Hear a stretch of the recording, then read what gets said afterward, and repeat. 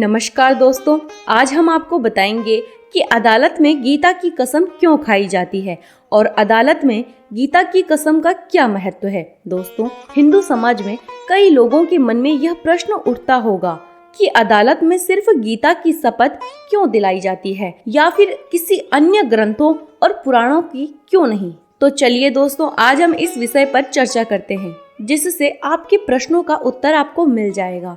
कहा जाता है कि एक बार भगवान विष्णु अपनी सैया पर लेटे हुए थे और मन ही मन में मुस्कुरा रहे थे। माता लक्ष्मी यह देखकर भगवान विष्णु से पूछने लगी कि हे स्वामी, आप क्यों मुस्कुरा रहे हो। तो फिर भगवान विष्णु ने उत्तर दिया, हे देवी, मैं अंतर्दृष्टि से अपने दिव्य स्वरूप का साक्षात्कार कर रहा हूँ।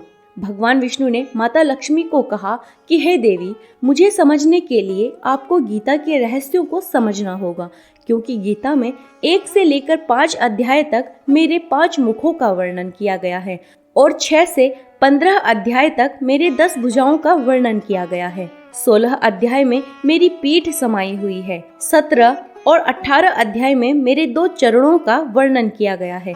इसलिए जो भी गीता के अध्यायों को पढ़ता है उनके सारे पाप दूर हो जाते हैं। भगवान विष्णु ने माता लक्ष्मी को एक कथा सुनाते हुए कहा कि कई सदियों पहले एक सुशर्मा नाम का मनुष्य रहता था। वह मनुष्य बहुत पापी था।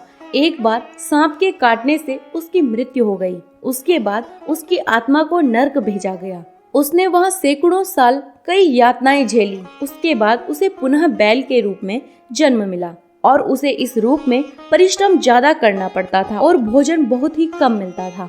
भोजन कम मिलने की वजह से एक दिन उस बैल की मृत्यु हो गई। फिर वहाँ आसपास के लोगों ने बैल की आत्मा की शांति के लिए अपने थोड़े थोड़े पुण्य दान कर दिए। उन्हीं भीड़ में एक वैश्या भी थी। उसने भी अपने जीवन में कमाया हुआ पुण्य बैल को दान कर दिया।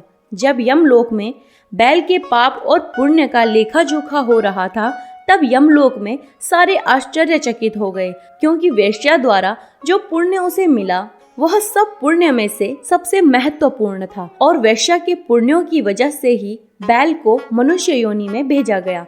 फिर उसने मनुष्य जन्म लेकर उस वेश्या को ढूंढा और उससे पूछा कि उसने अपने जीवन में ऐसा क्या पुण्य किया था। फिर उस वेश्या ने बताया कि उसका पालतू तोता सुबह सुबह उसे कुछ श्लोक सुनाता है, जिसे सुनकर उसके मन को शांति मिलती है। शायद यह वही पुण्य है।